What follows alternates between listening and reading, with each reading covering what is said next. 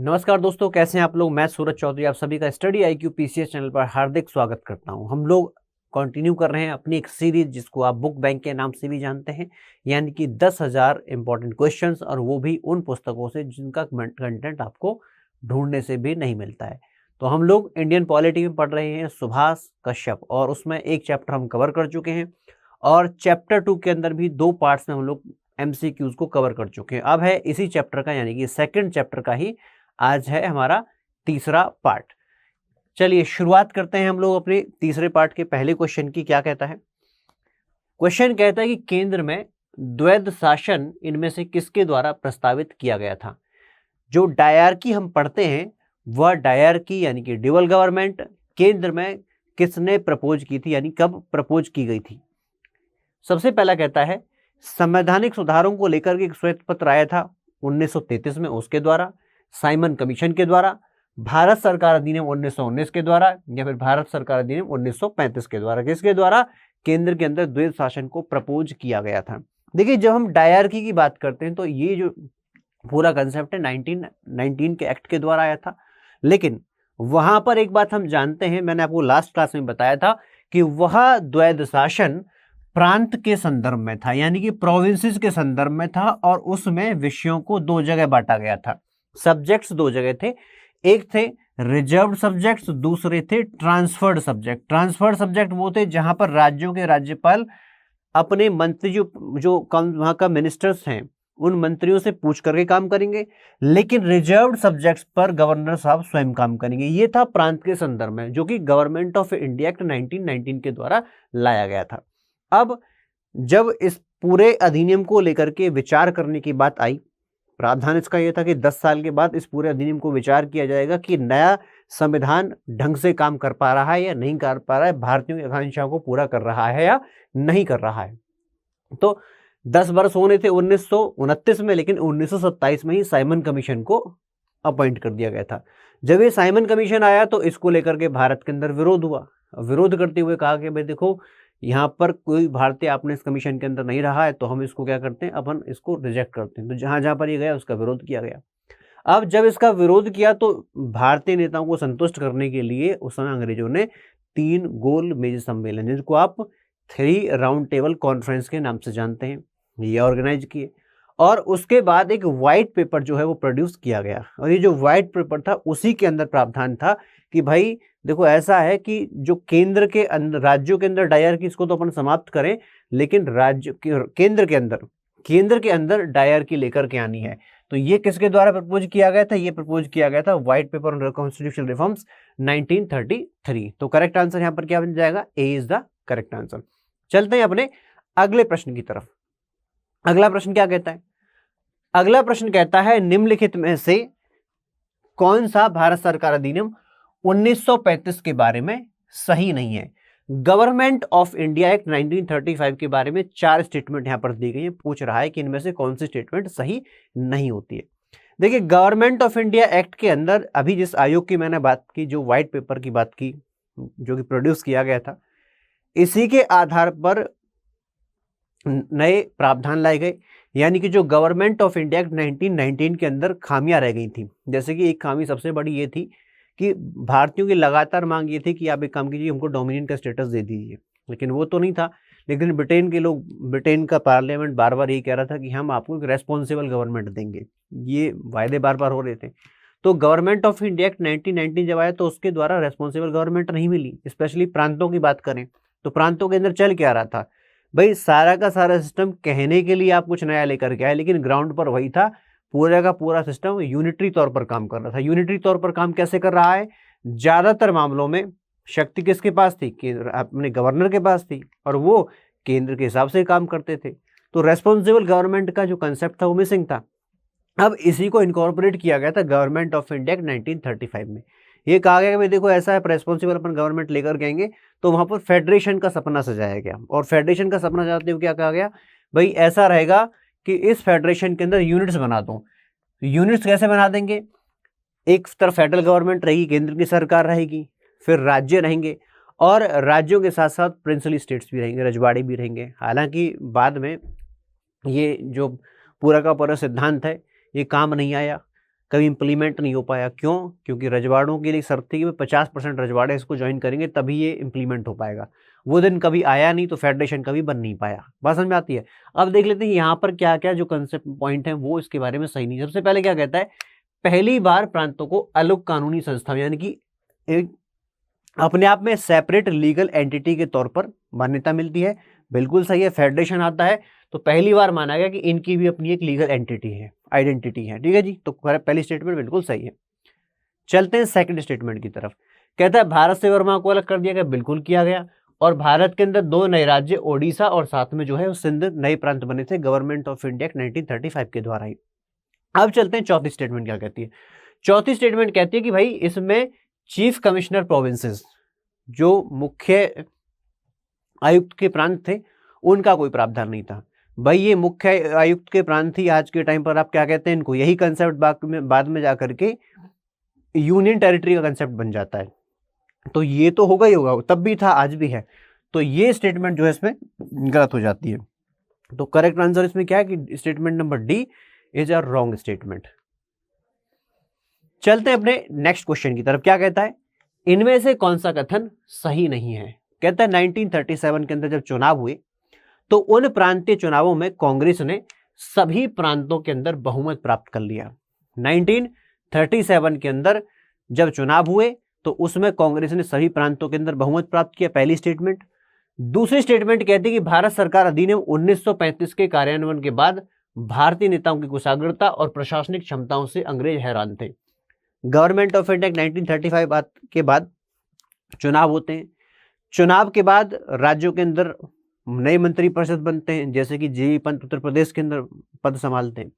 तो जब इन भारतीय नेताओं ने अपना काम किया, विधायिका को संभाला, कार्यपालिका को संभाला, और जो भी विषय इनको दिए गए, जब ये सारी जिम्मेदारी इन्होंने बढ़िया तरीके से निभाई, तो इवन जो ब्रिटेन में बैठे थे वही परेशान थे, बोले इनके अंदर इतना टैलेंट कहाँ से आ गया। ठीक है जी, तो ये स्टेटमेंट तो बिल्कुल सही है।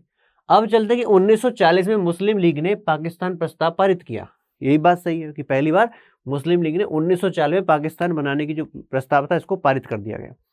अब इसके बाद चलते हैं पहली स्टेटमेंट। पहली स्टेटमेंट क्या कहती है कि 1937 के अंदर जब प्रांतीय चुनाव हुआ तो क्या यहाँ पर कांग्रेस ने सभी प्रांतों के अंदर बहुमत प्राप्त किया था। ये बात तो कहना गलत हो जाएगा, लेकिन हाँ 11 में से कुछ राज्यों में कांग्रेस ने अच्छा खासा बहुमत प्राप्त किया था। जैसे कि अगर हम बात करें, मद्रास है, यूपी है, बिहार है, सेंट्रल प्रोविंस है, इन प्रांतों में तो पूर्ण बहुमत था। बॉम्बे प्रांत के अंदर आधी सीटें प्राप्त कर ली। इसके साथ साथ असम में और नॉर्थ वेस्ट प्रोविंस में कांग्रेस ने एक मेजॉरिटी पार्टी के रूप में, बड़े दल के रूप में उभर करके अपना जो लोगों का समर्थन था वो प्राप्त किया था। तो इसके अंदर आप जो पहली स्टेटमेंट है गलत हो जाती है कि सभी प्रांतों में तो कम से कम कांग्रेस को बहुमत नहीं मिला था। तो ये अपना A is the wrong statement. Next question कहता है निम्न में से क्रिप्स मिशन के संदर्भ में कौन सा जो स्टेटमेंट है वो सही नहीं है।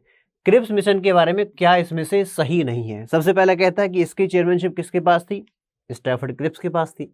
दूसरा कहता है कि इन्होंने they granted demand of forming Indian constitution by Indian after the war. इन्होंने कहा था कि भाई हम भारतीयों का संविधान बनाने की परमिशन दे देते हैं। कब? जब युद्ध खत्म हो जाएगा। द्वितीय विश्व युद्ध समय पर चल रहा था, तो बोले जैसे युद्ध समाप्त होगा तो आप अपना संविधान खुद बना सकते हैं।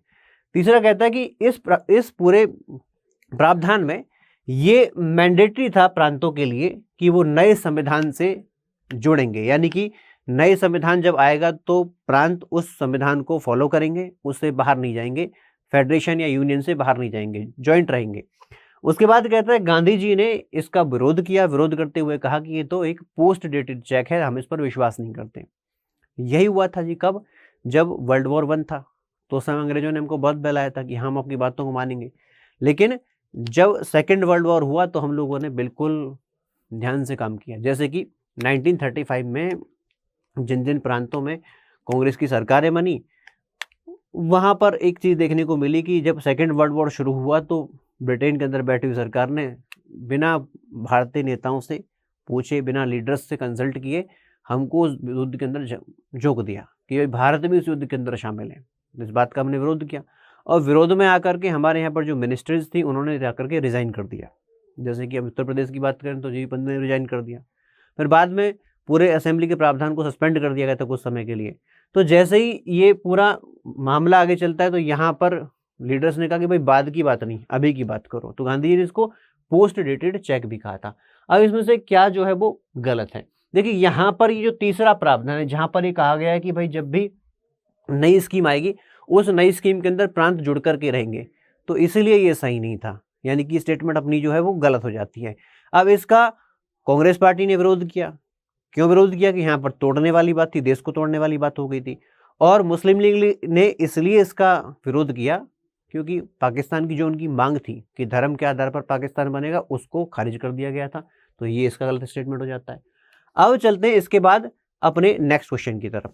कह रहा है कि इनमें से ये 4 घटनाक्रम दिए गए इतिहास के, इनमें से सही क्रम आपको बताना है। सबसे पहले कहता है भारत छोड़ो आंदोलन, दूसरा कहता है शिमला सम्मेलन, वेवेल प्लान और क्रिप्स मिशन। कह रहा है इनका सही क्रम क्या है?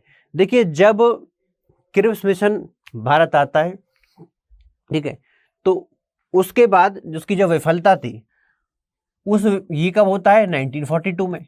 इसकी विफलता के बाद एक मूवमेंट जिसमें गांधी जी नारा दिया था डू और डाई, करो या मरो, तो क्विट इंडिया मूवमेंट, ये इसके बाद का 1942 का ही एक इवेंट बन जाता है।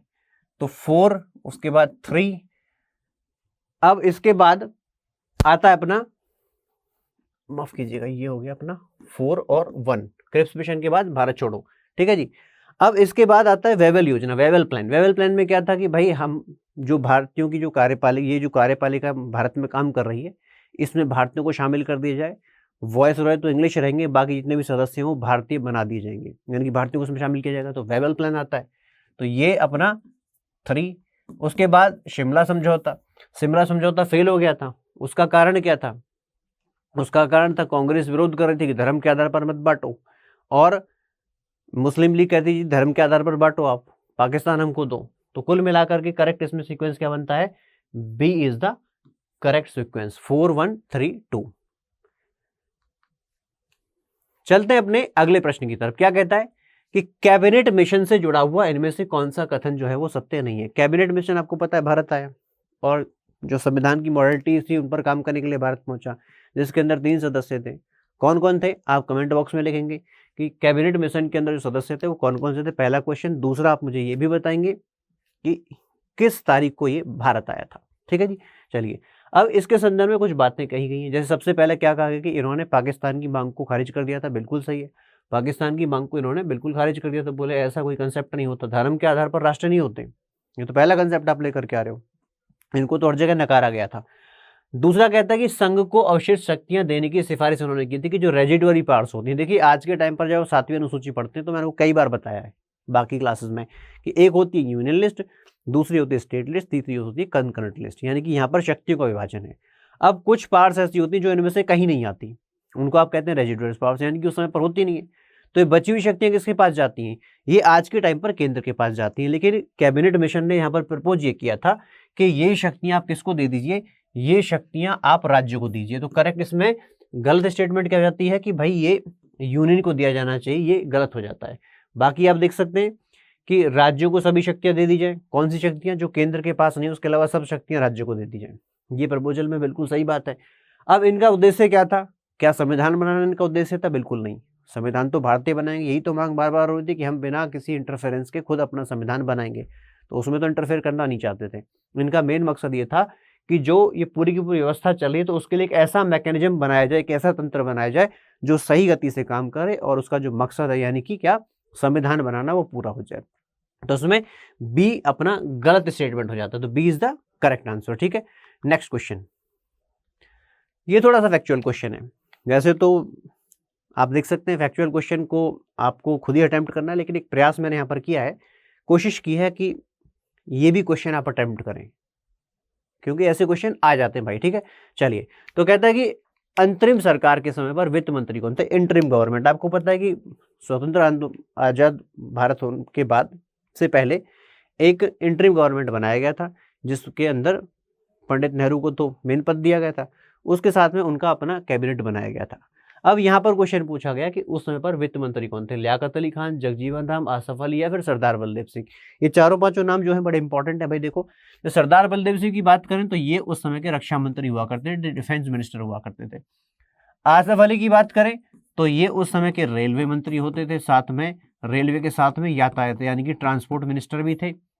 जगजीवन राम की बात करें तो ये लेबर मिनिस्टर थे, श्रम मंत्री हुआ करते थे। तो बच कौन से गए, लियाकत अली खान। ये पहले वित्त मंत्री थे, कब, इंटरिम गवर्नमेंट के अंदर। बाद में डिवीजन हो गया तो पाकिस्तान के प्रधानमंत्री बन गए तो उधर जाकर के। ठीक है जी।